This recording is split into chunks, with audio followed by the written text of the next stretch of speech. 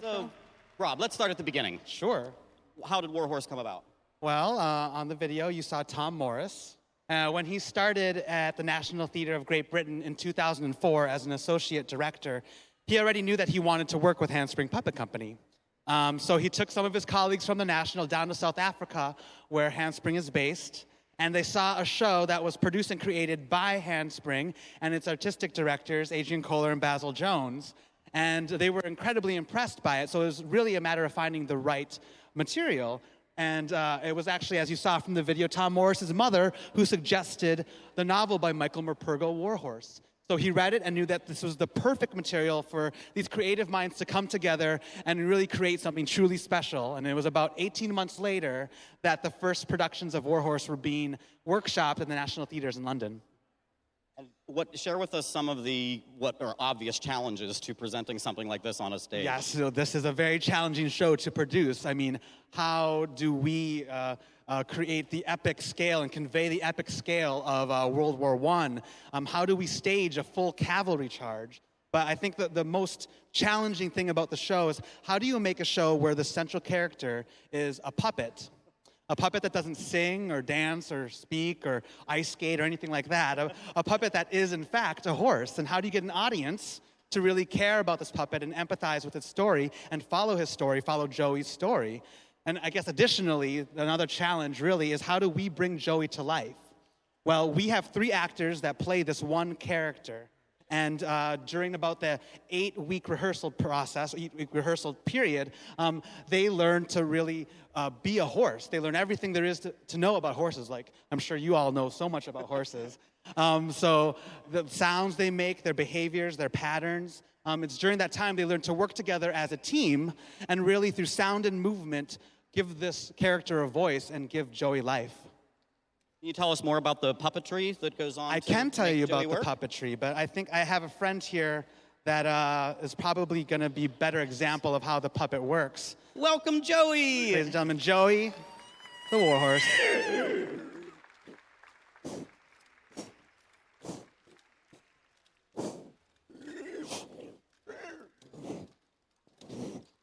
He's going to get to know the space a little bit. He's walking the course. He's walking the course.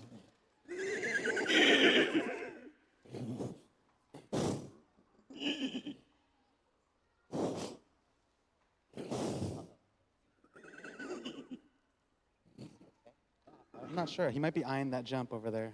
Oh, don't do it, might Joey. Be a little high for him. Do a plant.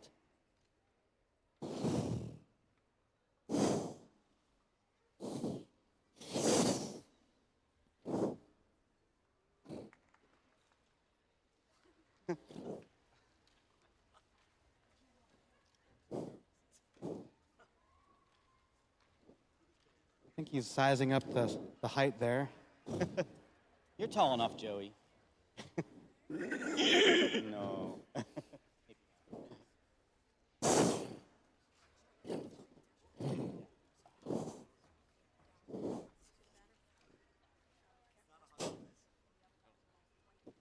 Maybe he's Did hungry. he eat? Maybe he's hungry. Did he have dinner? I think I have a sugar cube here. We'll pay for that, Fern. I'm sorry. Oh, Joey has a sweet tooth like a lot of horses do. So if Dennis, if you just want to stand right over here. I would have brought a Hershey's Kiss if you told me. And just hold your hand out. You can smell it. You can smell sugar a mile away. Come here, Joey. Come on, boy. Come on, get it.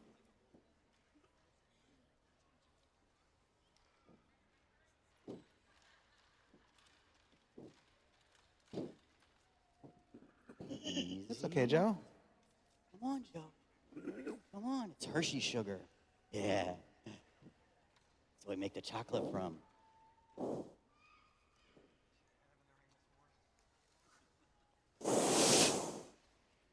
Come on.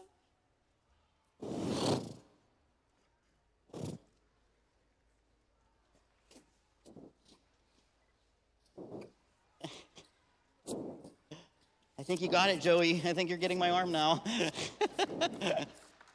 Good boy. Good boy. Good boy, Joey. That's all I have. That's all he gave me was one.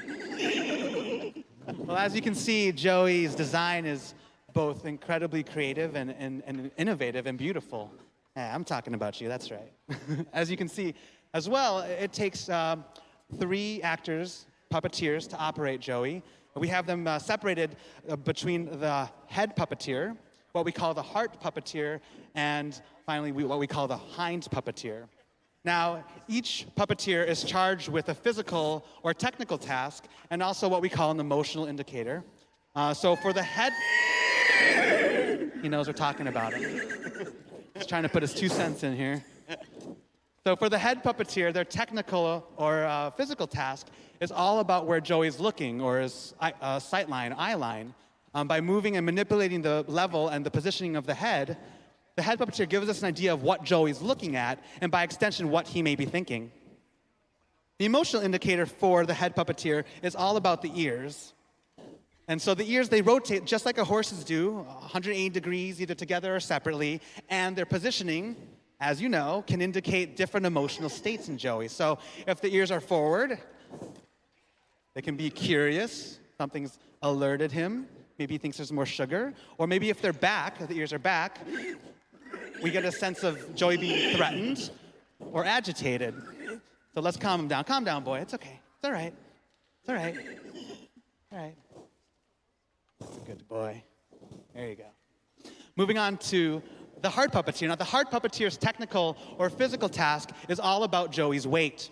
And now, if you look at Joey, it looks as if the puppet legs take on the weight of the horse, when in actuality, it's the puppeteer's legs that support the weight of Joey. So every step, every hop, every stomp that Joey makes, really, as such, it's really up to that heart puppeteer to make sure that there's push and pressure and weight in all of those steps. Now, the emotional indicator for the heart puppeteer is one of the smallest mechanisms in the puppet, but one of the most important, and that's breath.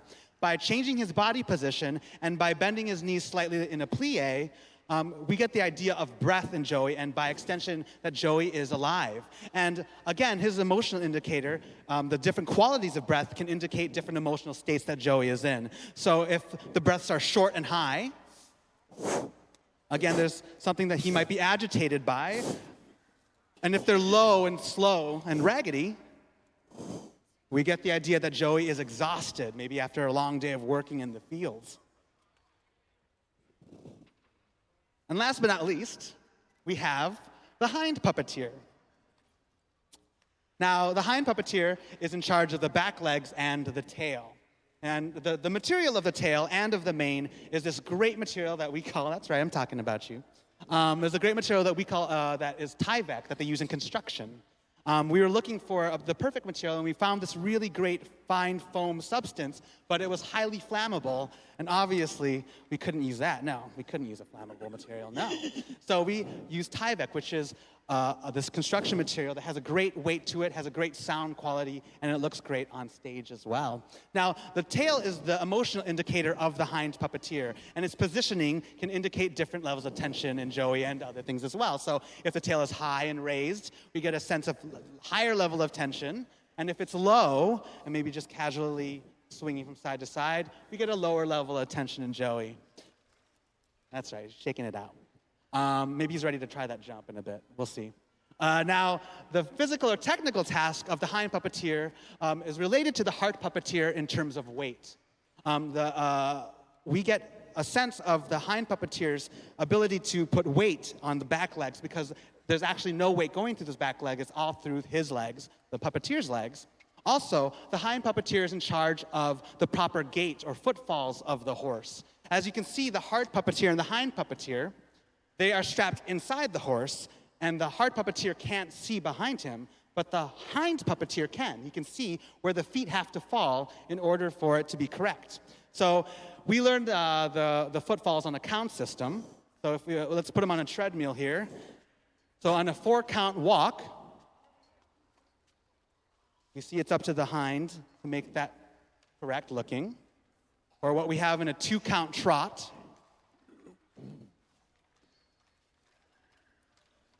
And the more complicated 6-count gallop. Oh, there it goes.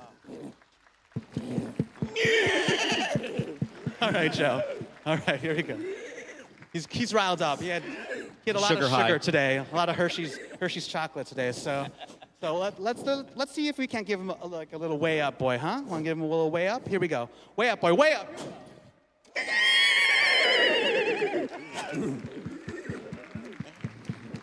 He loves to perform for a crowd.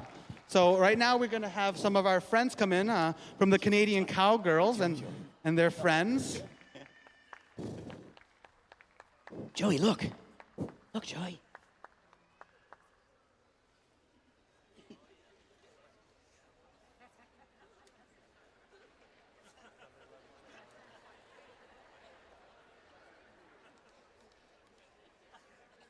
Joey loves meeting new friends, new horse friends, new people friends. 4 really pretty girlfriends. Exactly.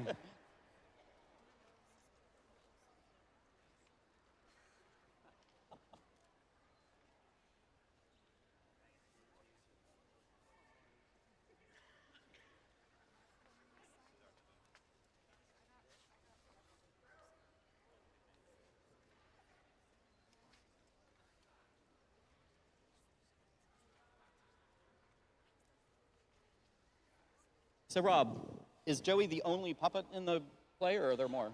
Joey is not the only puppet in the play. There's another full-size horse that we have named Topthorn. That's Joey's friend. And Topthorn is actually a little bigger than Joey. And that is also a puppet that's operated by 3 puppeteers. We have a whole bunch of bird puppets, crows and swallows. And we have a very sassy goose puppet that thinks the show is about her and should be called War Goose. We have soldier puppets. We have 2 workhorse puppets that are operated by 2 puppeteers each. And their names are Coco and Heina. And then we have 4 single-person operated horses, mustering horses, as we call them. And in our cast, we lovingly named them after the Kardashian sisters, Khloe, Kim, Kourtney, and there's another one as well. How much does Joey weigh, like, without the guys? Like, just every puppet is handmade in South Africa, so there's slight variations on their dimensions and their weight. But basically, Joey is about 100 to 120 pounds without a rider. In the show, Joey and Topthorn both take riders. So it's the 120 pounds plus what we have is 150 max. That's what we have for rider max weight. And that weight is split mainly between the Heart and the Hind Puppeteer.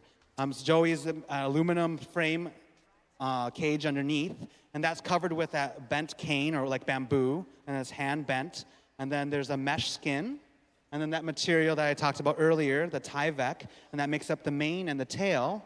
And then we have leather ears and leather bindings as well.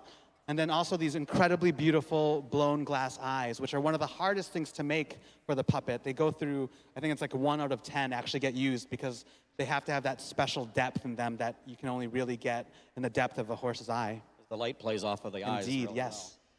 Well. Awesome. What about the visual is so stunning, but what about the sounds that he makes? Well, all the sounds that you hear are, everyone thinks that sometimes that they're recorded sounds, but they're not. All the sounds that you hear are actually generated by the puppeteers themselves. So the puppeteers are mic'd inside the puppet, and they make those sounds themselves.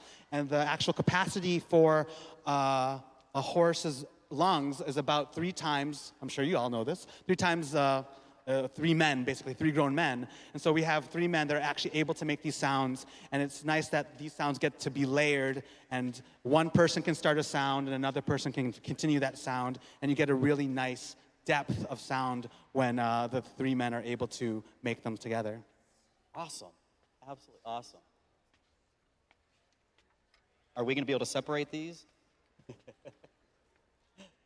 I think we're going to have to go and Ladies and gentlemen, I want to thank you all for coming out tonight and sharing this wonderful experience with us. Thank you to the Pennsylvania National Horse Show for having us. Thank you to the Canadian Cowgirls for giving Joey 5 new girlfriends. Have a wonderful evening, everybody. Thank you very much. Thank you. Enjoy. We're certainly looking forward to a wonderful evening here, ladies and gentlemen. Of course, we started it off on the right foot, or 4 feet, I should say, there with, again, Joey from Warhorse. And don't forget, at the Hershey Theater, December 10th through 15th, will be the Tony Award-winning, worldwide sensational, captivating production, and hopefully